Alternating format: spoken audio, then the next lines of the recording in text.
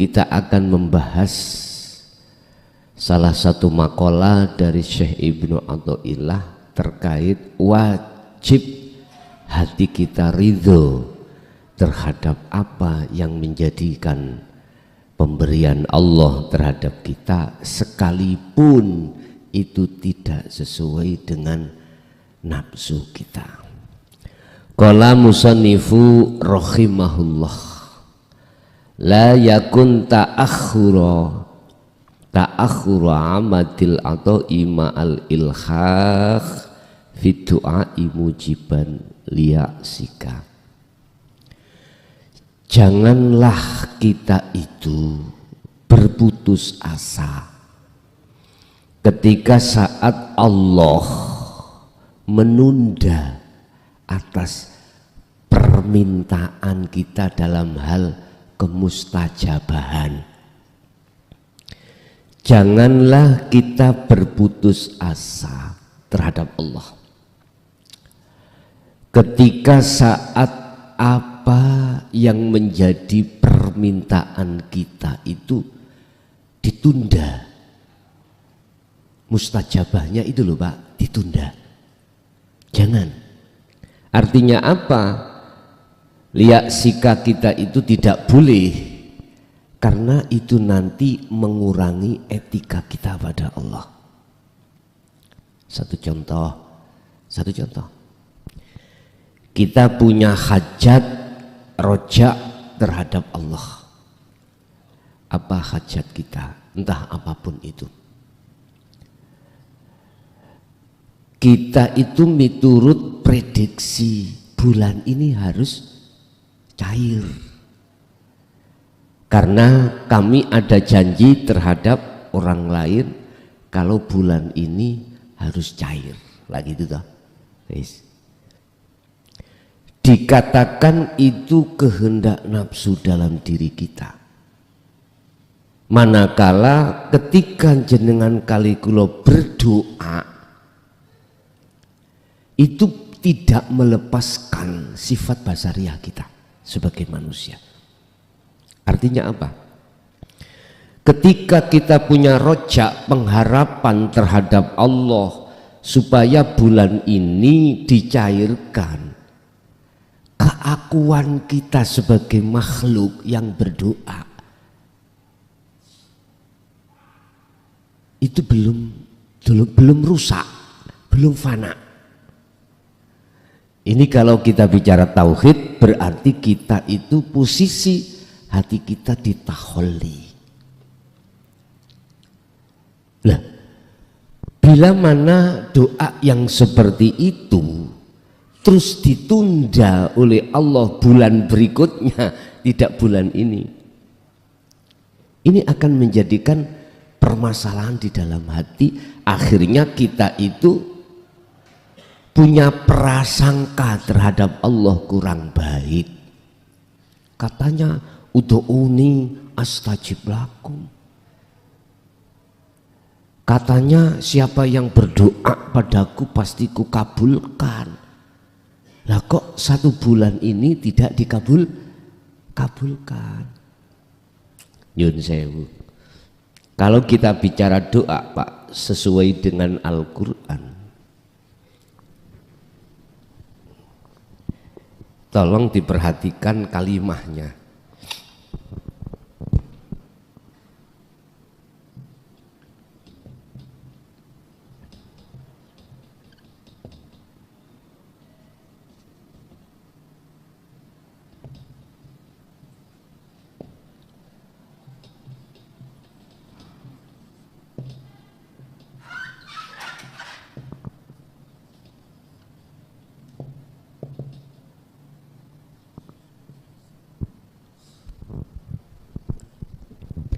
Ini loh yang terpenting itu Pak, kalimah ini, ya mutakalimnya itu. Mintalah kau terhadapku, itu bahasa umum. Kalau bahasa tauhid itu ud'uni itu diartikan madepo siro, menghadaplah kau padaku. Tidak minta, menghadaplah kau padaku. Berarti berdoa itu wajib terlebih dahulu hati untuk menghadap bertemu Allah. Kalau kau sungguh-sungguh mintanya terhadapku, menghadap aku terlebih dulu, kan sudah jelas. Innallaha ya'lamu ma fis sudur. Sesungguhnya Allah itu ngerti apa yang ada di dalam hati jenengan kali kula. Yang terpenting itu menghadap dan bertemu terlebih dulu, urusan isi permintaan itu nomor 2. Ndak kita pada umumnya hati menghadap terhadap selain Allah yang disebut makhluk yang berupa apa yang kita minta. Bentuknya kita mengharapkan ada azam bulan ini harus cair. Mestinya kita hati menghadap sesuatu yang menguasai perkara yang disebut cair tadi, itu kan makhluk, Pak. Mestinya begitu. Makanya jikalau kau betul-betul meminta padaku, bertemu aku, yo astajib, maka pasti aku kasihkan apa yang menjadi permohonanmu. Dulu saya katakan, kita minta sesuatu pada tetangga kita. Langkah pertama kita harus menemui tetangga dulu. Habis itu kita ngomong, bicara, Pak saya minta air. Begitu. Bukan lantas kita langsung ngambil airnya, tidak bertemu terhadap yang punya air. Kalau kita mengambil airnya tidak bertemu terhadap yang punya air, berarti disebut mencuri. Etika, Pak, etika. Cara tauhid itu etika hati kita pada Allah. Jikalau permohonanmu ikut ditunda, diakhirkan Allah, dikala jenengan iku sregep memohon meminta pada Allah, maka janganlah kau berputus asa. Artinya berputus asa, jangan kau punya prasangka terhadap Allah kalau itu tidak diberikan. Kalau hati sampean iku punya prasangka seperti itu, iku loh maksudnya jenengan kali kulo kita itu dihukumi orang yang berputus asa. Sebab apa kita tidak boleh seperti itu? Fahuwa dhamina laka al-ijabata fima yakhtaruhu laka la fima tahtaru li nafsika. Karena yang namanya pemberian Allah, urusan mustajabah itu hamba harus nganut Gusti, makhluk harus nganut Allah, bukan Allah yang diatur oleh makhluk. Paham Pak Ki? La fima tahtaru li nafsika.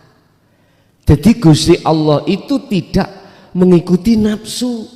Mestinya nafsu kita yang harus mengikuti Allah.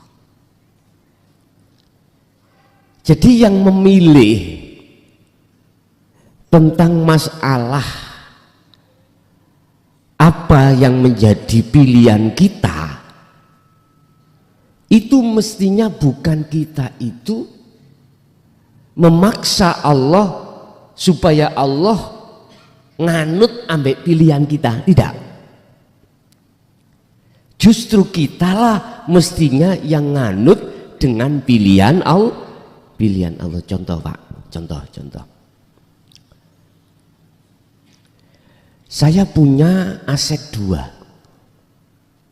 miturut kehendak nafsuku, aset A dan B. A ini yang harus aku jual, karena bulan ini saya harus menyelesaikan apa tanggung jawab saya dengan urusan orang lain. Aset yang B, eman-eman Pak, karena pertimbangan bla bla bla bla bla. Wis aset yang nomor A aja yang harus saya lempar. Tetapi Allah itu ini miturut tuntunan Syekh Ibnu Athaillah terkait etika pada Allah.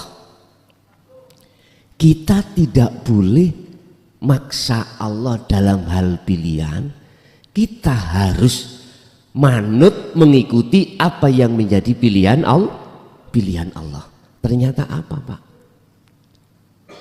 Aset yang A itu oleh Allah dibekukan, justru yang terjual itu aset B. Ini kan nggak cocok Pak. Miturut linafsika, kehendak nafsu di dalam diri kita itu gak cocok. Nah, ketika saat Allah memilihkan, menentukan pilihan, hal yang seperti ini sesungguhnya itu baik untuk ruhaniyah kita pada Allah, etika. Tapi berat Pak, berat. Apalagi urusan jodoh Pak. Kita sudah lama pacaran, sudah sepakat mau nikah. Kita nikah pada A. Kita sudah ada janji Pak sama si A. Tetapi Allah tidak memberikan itu pilihan.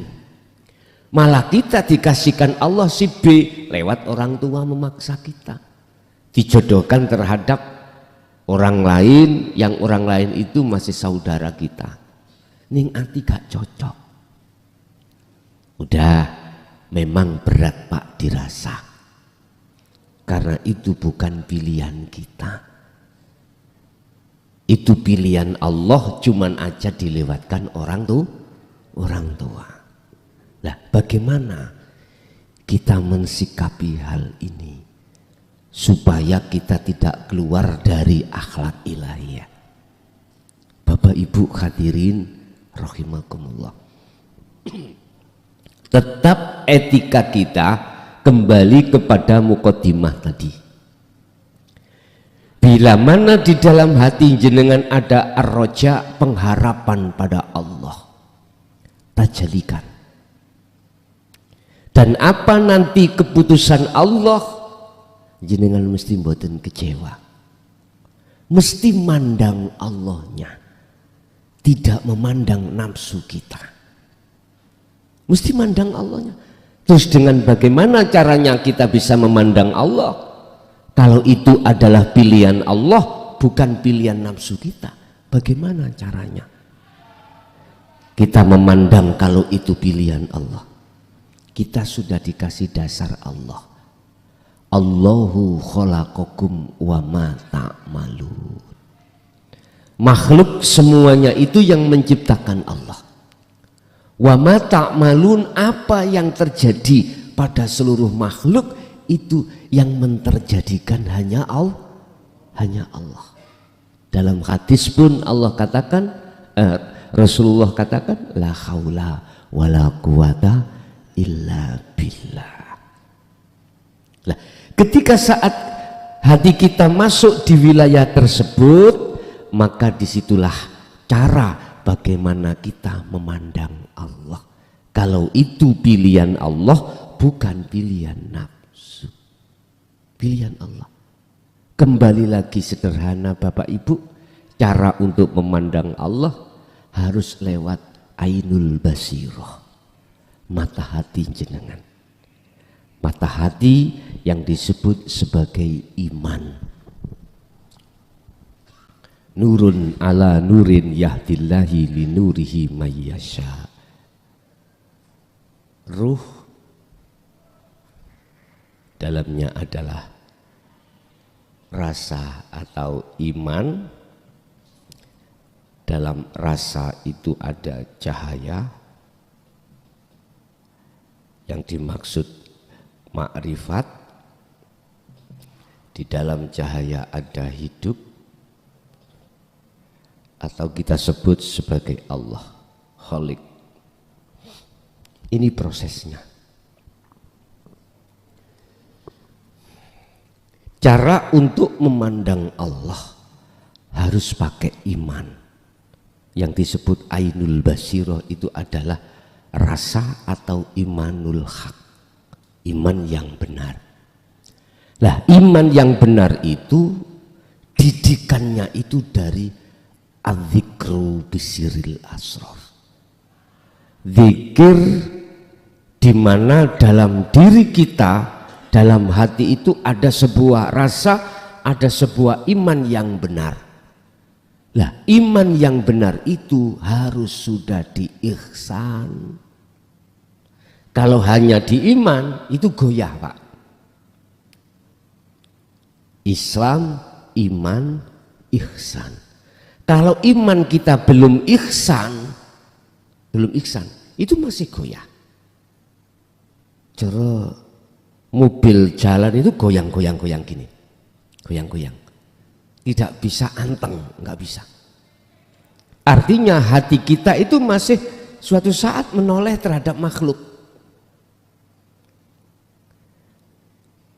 tidak hanifan, tidak olehnya ini wajah tu wajiyah itu tidak hanifan, tidak tajam, tidak fokus.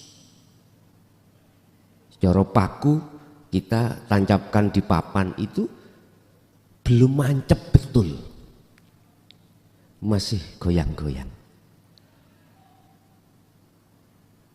Nah, oleh sebab itu Bapak Ibu, Rasulullah memberikan satu pemahaman ketika saat beliau itu dengan para sahabat. Ada seorang pemuda datang, yang seorang pemuda itu ternyata malaikat Jibril, bertanya terhadap Rasulullah terkait masalah al-ihsan. Dijawab oleh Rasulullah, anta budallaha ka'annaka taroh. Ketika kau itu berdoa, memohon, beribadah atau beramal, seakan-akan kau melihat Allah.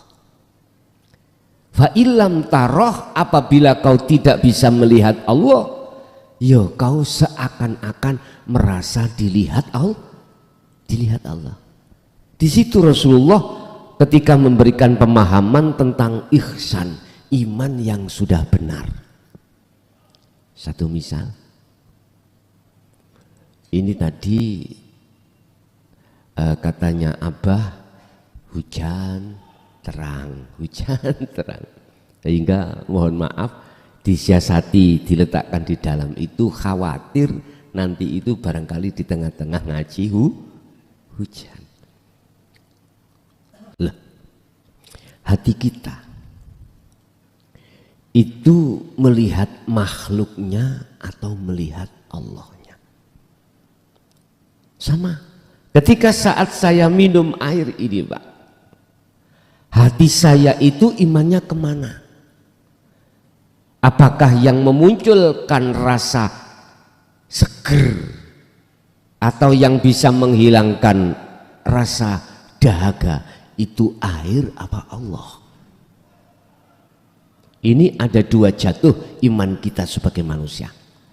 Kalau iman kita belum diihsan, apapun alasannya dan siapapun kita pasti beriman dan yakin jikalau datangnya seger yang bisa menghilangkan dahaga adalah air. Lah, air itu makhluk nopo kholik, jelas makhluk toh, makhluk.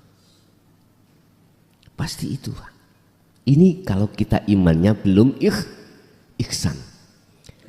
Kalau iman kita itu sudah dikatakan duduk di ihsan, berarti jenengan iki ruh atau hati itu sudah sudah punya rasa iman yang benar, akhirnya dalile gur ngeten, la haula wala quwata illa billah. Sesungguhnya makhluk itu tidak punya daya upaya apapun untuk mendatangkan rasa seger. Air contoh, tidak punya kekuatan apapun untuk bisa menghilangkan rasa dahaga, enggak. Illa billah, semuanya itu datangnya dari Allah.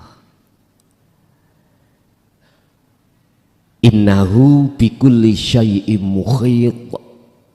Sesungguhnya Allah, innahu sak temene Allah, bikulli syai'im muhit, bikulli syai'in kelawan saben-saben sesuatu, artinya iku muhit.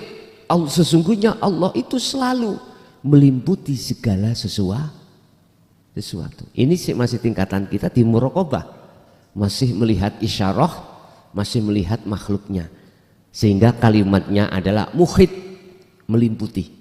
Sesungguhnya Allah itu meliputi segala hal apapun. Berarti ada dua, Pak.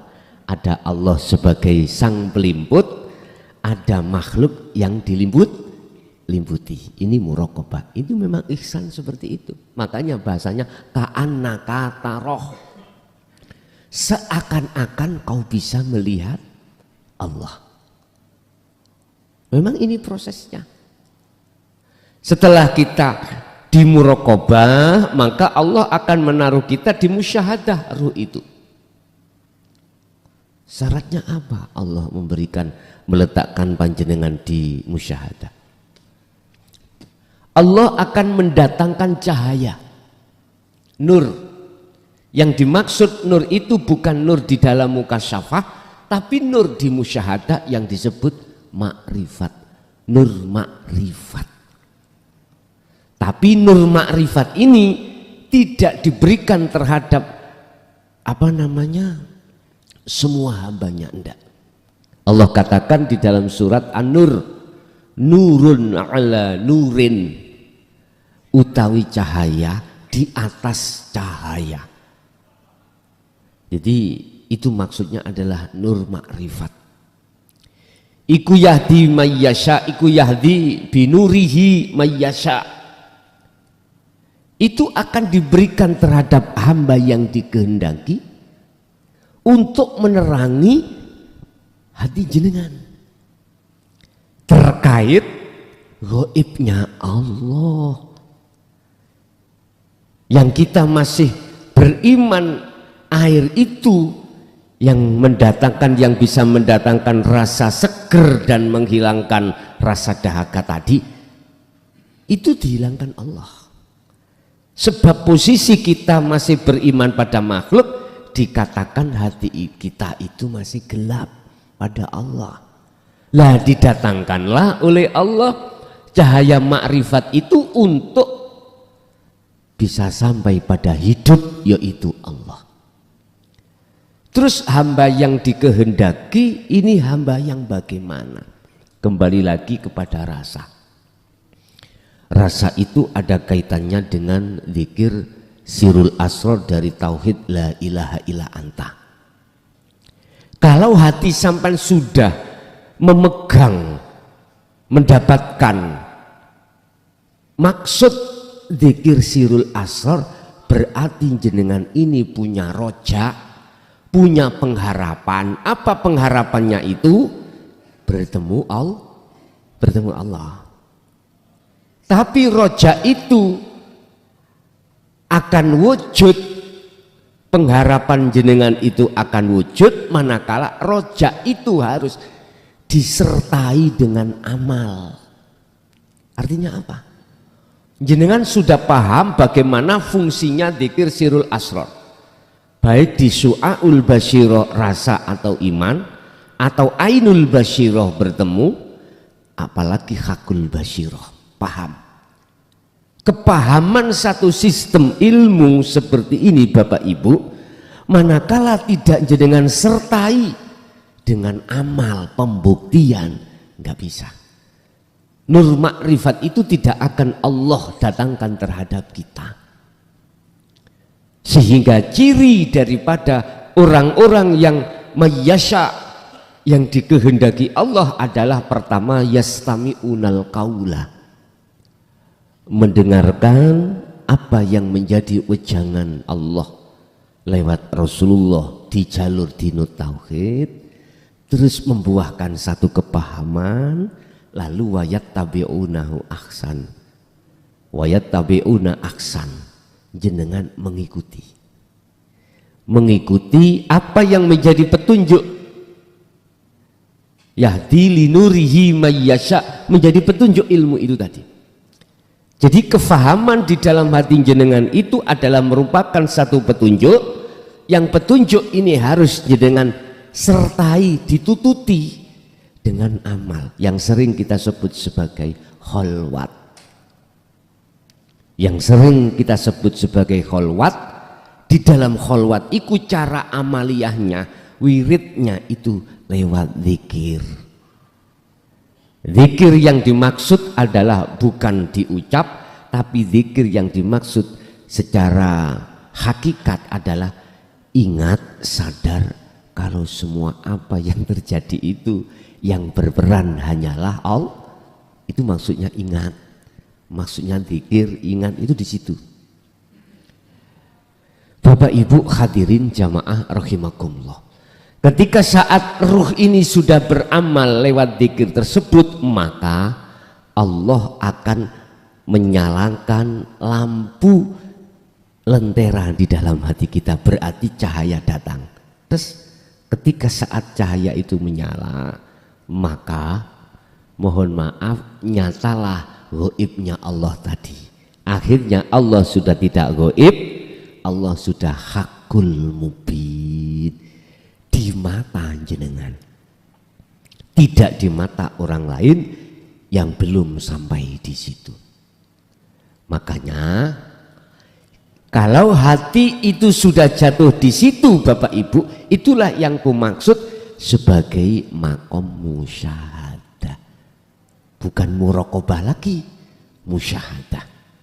Kalau hati sudah jatuh di musyahadah, maka kita akan manut yang menjadi pilihan Allah, tidak nganut apa yang menjadi pilihan nafsu kita. Baru bisa. Kalau ruhaniyah hati tidak jatuh di situ, mboten saged. Protes Pak ning kini. Aset sing sak jual iku A, lah kok nyatanya B. Wanita yang kunikah itu mestinya A, kok jatuhnya B. Coba Pak, siapapun kita nggak akan bisa menerima Pak. Tapi coba kalau kita mencari maksud daripada Allah memilihkan pilihan Allah ini, subhanallah, nanti di belakang jenengan akan ngerti. Makanya dikatakan dalam satu ilmu hikmah, apapun yang ditetapkan Allah terhadap kita, apapun itu mesti ada hikmahnya di belakang kemudian. Kita dijatuhkan Allah dalam kemiskinan, itu ada hikmah Allah, maksud rencana Allah. Dalam bulan ini kita masalah ekonomi agak seret, itu ada maksud Allah. Ayo kita gali maksud Allah itu apa. Tapi kita tidak akan bisa Pak nafsu kita menerima selama ruhaniyah ini duduk di takholi, tidak mau duduk di tajali, tidak bisa menerima. Baru bisa akan kita terima segala apa yang menjadi ketetapan Allah, alias hati ini akan ridho manakala jatuhnya hati kita di musyahadah atau di tajalli. Baru apa tajalli itu? Menetapkan semua apa yang terjadi itu atas dasar keakuannya Allah, bukan keakuannya makhluk. Nah ini kan untuk menuju sampai di situ kan prosesnya. Di dalam ruh ada rasa, di dalam rasa ada cahaya, di dalam cahaya nyatalah hidup. Itu Bapak Ibu, lah segala apapun, ayo kita belajar ridho pada pilihan Allah, sekalipun pilihan Allah itu tidak sesuai dengan nafsu kita. Aku yakin dan seyakin-yakinnya, walaupun pilihan Allah itu tidak sesuai dengan harapan nafsu kita, itu lebih baik daripada apabila nanti dikasihkan Allah sesuai dengan nafsu kita. Ingat, Allah mengatakan asa antakrohu syai'an, perkara suatu-waktu perkara apa yang kita nggak sukai itu khairul lakum, itu apik, baik buat kita. Ini tadi Pak, seperti tadi kita maunya aset yang B yang terjual, aset A, tetapi kok ya ketetapan jadi aset yang B. Berarti ketika kita tidak suka terhadap aset B yang kita jual, mestinya A, itu khairul lakum. Kata Allah, ini baik untuk kau. Nantilah Pak, di suatu saat nanti jenengan mesti akan tahu jawabannya. Mengapa ya? Kok gak bulan ini? Kok bulan berikutnya? Memang akal kita nggak enak toh Pak dengan urusan orang lain karena sudah kadung janji, nah, gitu toh. Tapi kan kita akhirnya kan bisa minta maaf. Lah inilah Pak, nanti jenengan akan tahu kalau ridho lo ya, kalau ridho dengan keputusan Allah pilihan ini, jenengan pasti akan diberitahu oleh Allah apa maksud Allah menjual yang B bukan yang A. Pasti jenengan nanti akan tahu maksudnya. Pun kita nikah mestinya kepada A tapi jatuhnya B. Jangan lantas terus minggat dengan si A. Kebanyakan nak ngotenan yo. Bukan pilihan kita. Sekarang Pak mohon maaf, sudah menjadi kebarat-baratan kita. Iya, apa kebarat-baratan? Mohon maaf loh ya. Kalau dulu itu gudel nganut kebo, apa ya? Kerbau ya. Kalau anaknya kerbau namanya gudel. Gudel iku nganut kerbau. Sekarang dibalik. Kerbau harus nganut gudel. Orang tua harus nganut anak. Karena beralasan yang menjalani saya, bukan jenengan Pak, Bu. Mikir loh akhirnya awak di wong tua. Kalau dulu, kalau sudah dijodohkan orang tua sama orang tua dengan sia, nggak berani bantah. Kita manut. Karena nggak mungkin orang tua itu menjongkrokkan, mendorong kita ke jurang, gak mungkin. Lah gitu Pak nggih. Cuman di dalam diri kita ada nafsu yang bukan pilihan kita. Memang berat sehingga mohon maaf, dulu itu katanya sih wong kula mboten menangi. Berarti di bawah tahun 70 lah Pak. Mbuh 45, mbuh tahun 20. Iku gini. Kemanten anyar, kemanten baru dulu itu nggak bisa langsung habis dinikahkan terus di situ bisa melakukan malam pertama, enggak. Katanya menunggu 40 hari, 40 malam. Ternyata memang belum kenal. Jadi tidurinya yang laki miring ke utara, yang perempuan miring ke selatan. Lama kelamaan nanti akan tertanam rasa cinta. Tidurnya bersama loh Pak. Enggak, kalau nggak mau tidur orang tua itu ngancing dari apa? Dari luar. Dipaksa sungguh memang. Tapi toh pada akhirnya seberat apapun kita terima akhirnya jadi baik. Nah, itu yakhtar tentang masalah pilihan, apa yang menjadi ketetapan Allah, tetap kita harus ridho. Kita akan bisa ridho manakala hati kita sudah hakul mubin Allahnya sudah nyata. Berarti hati kita harus mandang Allahnya, tidak memandang makhluknya berupa pilihan tadi. Lanjut. Wafil waktu, di dalam tentang masalah waktu, yaitu alladzi yuridu la fil wakti alladzi turidu. Tentang masalah waktu itu ya sama. Tidak boleh kita itu mengatur tentang masalah waktu terhadap Allah. Harus yang mengatur waktu itu adalah Allah. Jatuh tempo. Sama dengan apa yang kukatakan di depan tadi. Miturut nafsu kita mintanya bulan ini, tapi miturut waktu Allah diletakkan bulan depan.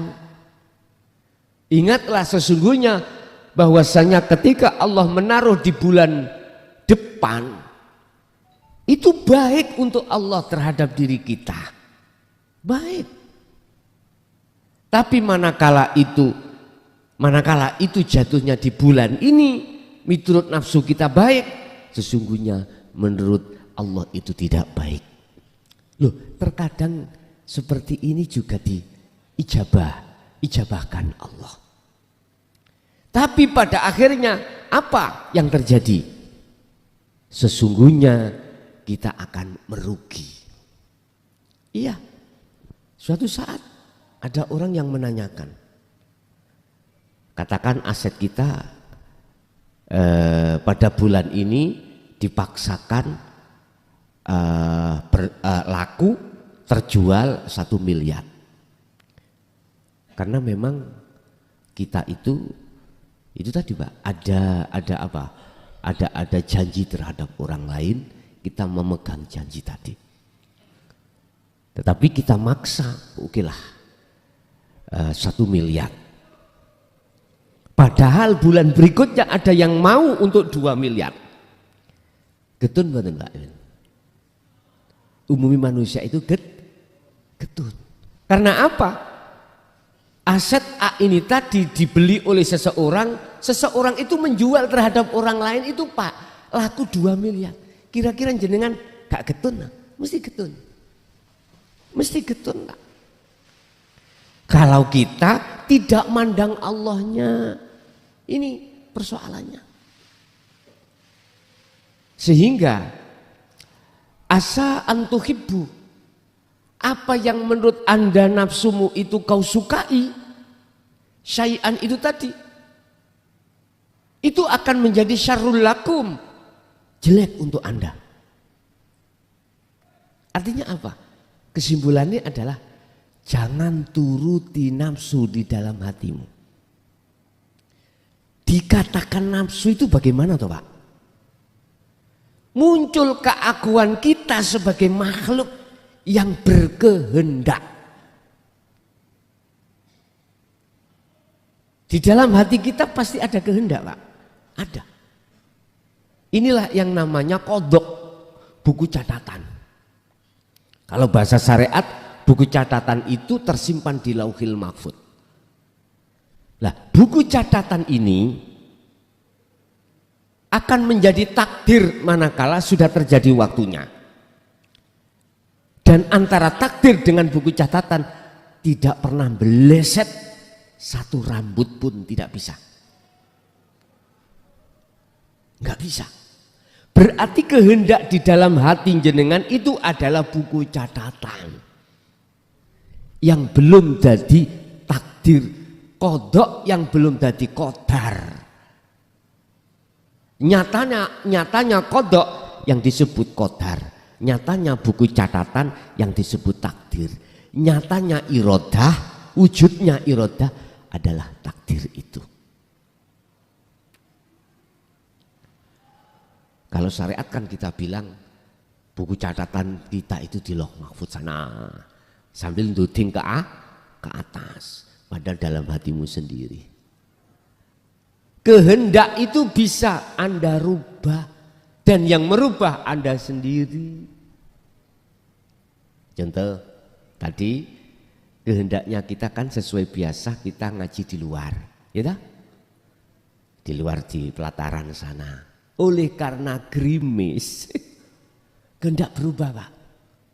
Berarti takdir ngaji di dalam jadinya. Mau nih tadi di luar, tapi takdirnya di dalam.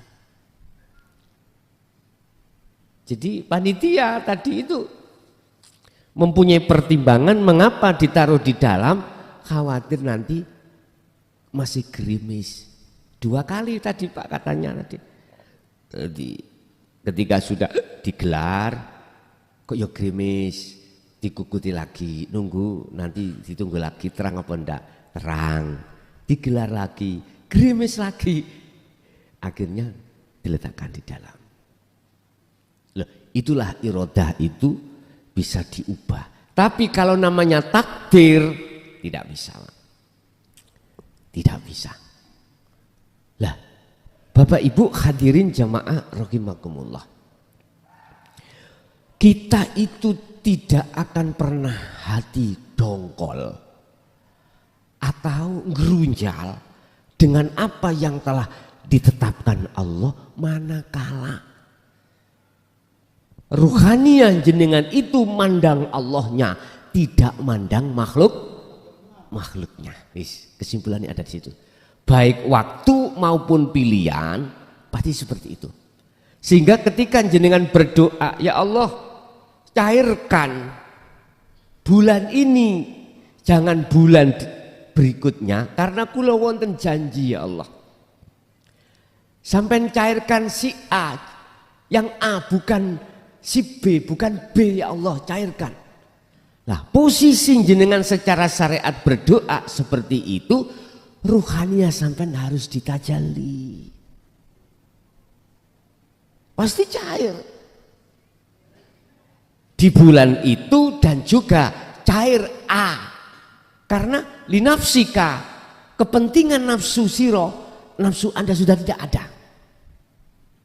Jenengan kan sebetulnya enten dawa. Terus lantas jangan diartikan berarti Allah doa nang Allah ya. Lah ngene. Berarti Allah berdoa. Lu katanya aku tuh lepas. Berarti tidak lepaskan akunya Allah. Berarti Allah berdoa. Mohon maaf Pak, bahasa berdoa memohon itu tidak berlaku pada Allah. Tadi kan sudah saya katakan, secara syariat jenengan iki berdoa berarti makhluk. Paham ya? Makhluk. Secara hakikat Anda tidak berdoa, duduk di tajalli. Kalau duduk di tajalli, makhluknya kan sudah tidak ada. Bagaimana mungkin, mohon maaf, itu mohon maaf. Yang namanya Allah berdoa minta pada Allah, nggak mungkin lah. Itu akan menjadi sifat jaiznya Allah, sifat wenangnya Allah, bukan perkaranya Allah minta pada Allah. Ya enggak lah Pak. Jadi bahasa doa itu menghukumi terhadap makhluk, bukan berhukum pada Allah. Saya dipaham gitu? Yes. Jadi dengan adanya makalah kita wajib ridho atas pilihan Allah, baik pilihan tentang masalah waktu ataupun pilihan tentang masalah objek. Kita akan bisa ridho atas semua keputusan Allah manakala ruhaniah kita duduk di tajalli. Manakala kita sudah menafikan, merusakkan keakuan kita sebagai makhluk. Ini kalau tidak nggak bisa Pak. Tetap kita akan nuruti nafsu kita. Makanya kalau kita ingin tahu mana sih tanda-tanda kalau itu Allah dan nafsu, antara nafsu dengan Allah, mudah sekali. Tergantung jenengan ini hati duduk di mana. Kalau duduk di takholi, segala harapan apapun mesti nafsu. Kalau duduk di tajalli, maka segala hal harapan apapun itu adalah betul-betul dari Allah. Makanya manusia itu hatinya digolongkan dua, ahli hijab dengan ahli syuhud. Bapak Ibu hadirin, terus dos pundi amriye doa kula niku mustajabah. Nah gitu toh. Quran itu sudah jelas. Ud'uni, jawabnya itu Allah astajib. Ingat, Allah tidak pernah ingkar janji. Allah tidak akan pernah menipu terhadap kita. Justru kitalah yang ditipu nafsu. Justru nafsu itulah yang menipu kita. Oleh karena kita membuat nafsu sebagai penasehat kita, otomatis kita tidak mau nasihat dari Allah. Walladzina kafaru awliya'uhumut taghut. Taghut ini bahasanya adalah nafsu, Pak. Kalau kita menjadikan nafsu sebagai imam kita, nasihat kita, apa yang terjadi? Yukhrijunahum minan nur ila dzulumat. Kau akan semakin jauh, menjauh pada Allah dan mendekat pada nafsu. Berarti dzulumat, kau semakin jauh dari cahaya, kau semakin gelap, semakin dekat dalam kegelapan. Yukhrijunahum minan nur ila dzulumat. Tapi beda. Kalau yang kau jadikan Allah itu sebagai pemimpin hatimu, Allahu waliyul ladzina amanu yukhrijuhum minadz dzulumati ilan nur. Kebalikan. Yang terjadi dalam diri jenengan adalah terang atau nyatanya Allah. Bapak Ibu, jadi kita harus menempatkan hati ini bertajalli ketika saat jenengan itu ada rojak pada Allah. Ada pengharapan terhadap Allah.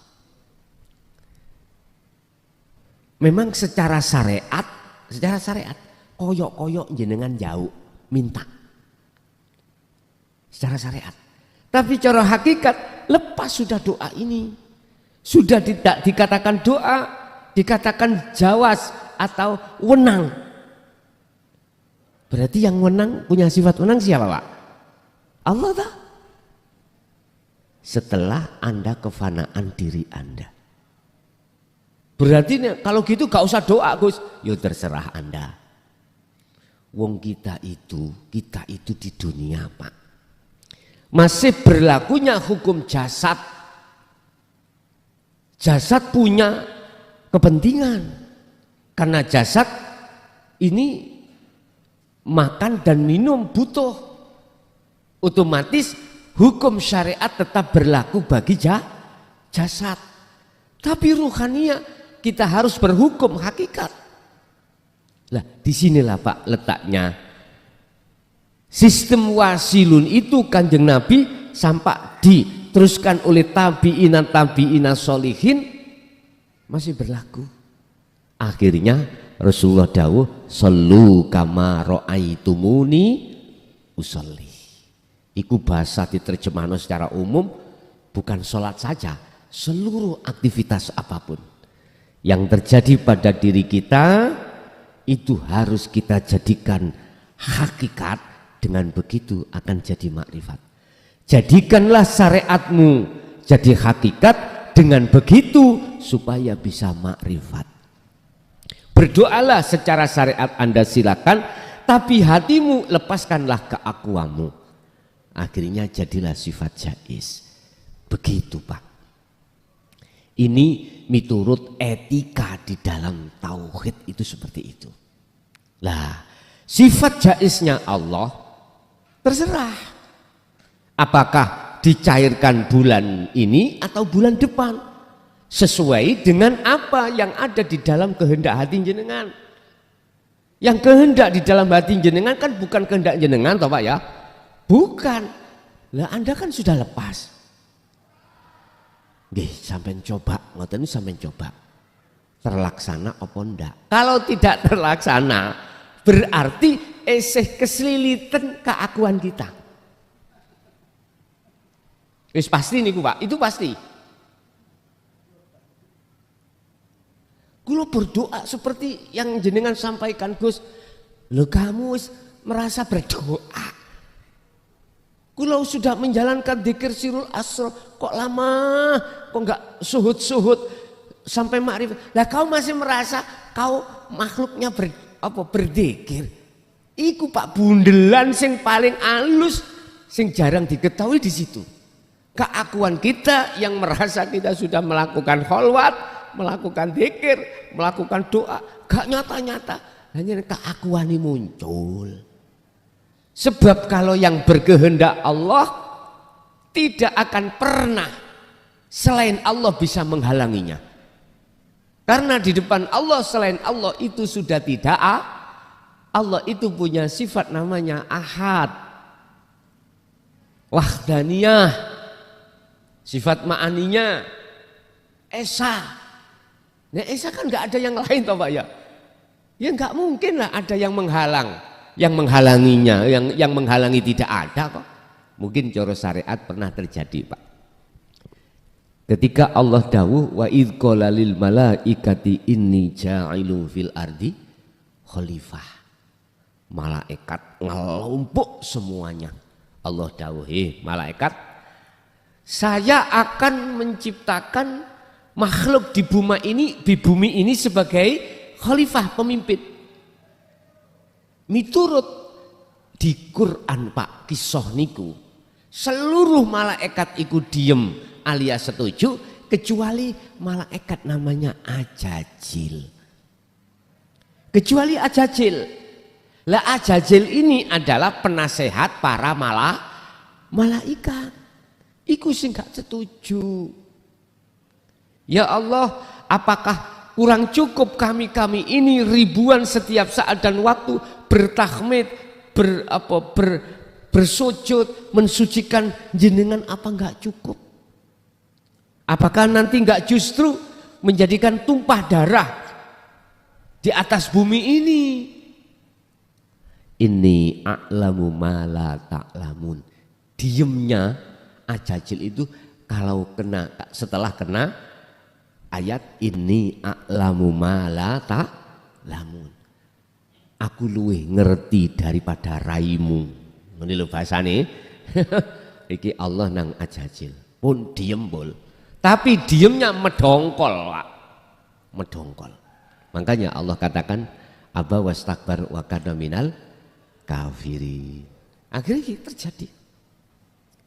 Loh, ini gambaran kalau yang berkehendak Allah tidak satupun makhluk siapapun yang bisa menghalangi. Walaupun dirasa miturut hati kita, nafsu kita berat Pak. Berat. Itu tadi contohnya. Kita memilih tentang masalah yang kita jual aset. Mestinya A jadinya B. Pasti nanti lo nguntung non jenengan. Allah memperlakukan B ku nguntung non jenengan. Cuman pada saat itu kita tidak tahu. Mungkin Bapak Ibu pernah sowan nanggone kiai ulama yang sudah makrifat Allah. Terus di situ beliaunya memerintahkan terhadap jenengan yang tidak sesuai dengan nafsu kita. Tidak sesuai dengan nafsu kita. Satu contoh. Niki bukan perkarane beliaunya itu tahu sebelum terjadi. Enggak loh Pak, enggak. Kalau namanya makrifat itu kan yusyahiduna annal fa'il wallahu ta'ala. Di kemakhlukannya kita itu sudah fana la yaruna bi anfusim sayan. Sudah tidak mengakui dirinya yang tahu makhluk. Karena makhluknya kan sudah fana. Yang tahu cuman Allah. Gini Pak. Ketika kita mau pamit, hajat kita sudah kita sampaikan, terus sudah dijawab, diberikan petunjuk, terus kita mau pamit karena memang ada janjian pada orang lain atau kesibukan yang penting. Beliau berkata, jangan pulang dulu ya, besok aja nginap di sini. Padahal sampai satu sisi ada janji orang lain atau kepentingan yang sangat penting miturut jenengan. Lah, disinilah kita itu mau bantah atau tidak. Kita mau nuruti apa yang disampaikan beliaunya atau malah justru kita memaksakan nafsu kita untuk pulang.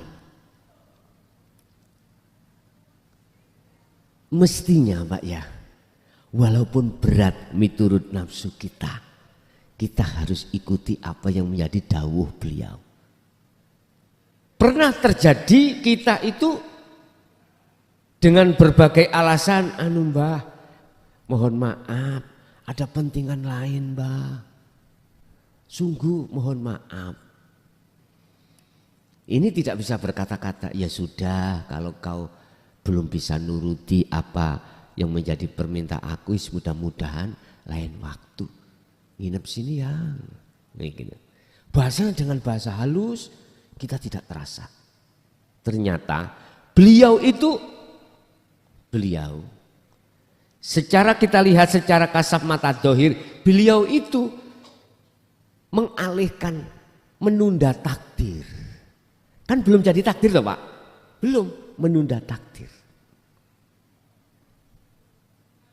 Tetapi oleh karena saking kuatnya kehendak di dalam nafsu kita, maksakan diri kita pulang. Terus di tengah jalan Pak, ada sesuatu. Yang sesuatu itu menjadikan terhalangnya, tertundanya kita itu bertemu terhadap janji pada orang lain. Di saat itulah kadang-kadang cahaya Allah, makrifat itu meletik di dalam hati jenengan. Iya ya, mestinya aku tadi kudu manut sama Mbah Yai tadi. Mengapa aku maksakan diri karena nafsuku? Getunnya ada di situ Pak. Getunnya ada di situ. Tapi ini adalah pelajaran buat kita dari Allah. Kadang-kadang terjadi seperti itu. Kadang-kadang kita mengikuti juga apa yang menjadi perintah beliau. Ada apa ya? Kok Mbah Yai itu tumben, gak pernah nyuruh saya nginep, kok saya disuruh nginep. Kemudian temannya memaksakan diri untuk pulang. Pulanglah temannya. Loh, di tengah jalan ada sesuatu terhadap temannya, baru di situ paham. Alhamdulillah, untung saya tadi tidak satu motor sama temanku. Saya mengikuti apa yang menjadi dawuh Mbah Yai. Kadangkala terjadi seperti ini Pak. Allah menyadarkan kita dari beberapa hal yang mestinya menjadi kehendak Allah. Artinya apa Pak? Ojo gemampang kita nuruti karepe hawa. Sing dimaksud hawa nafsu iku keakuan. Bukan berbuat maksiat iku nafsu, bukan iku tok Pak. Nafsu itu masuk itu tidak hanya di jalur taat, enggak. Tidak masuk di jalur maksiat saja, enggak. Juga jalur taat menurut syariat. Nafsu itu tidak hanya masuk di jalur nikmat aja, enggak. Juga masuk di jalur balak. Kan ada 4 Pak. Ada 4 waktu yang Allah kasih kita. Allah menghadapkan kita. Nikmat, balak, musibah.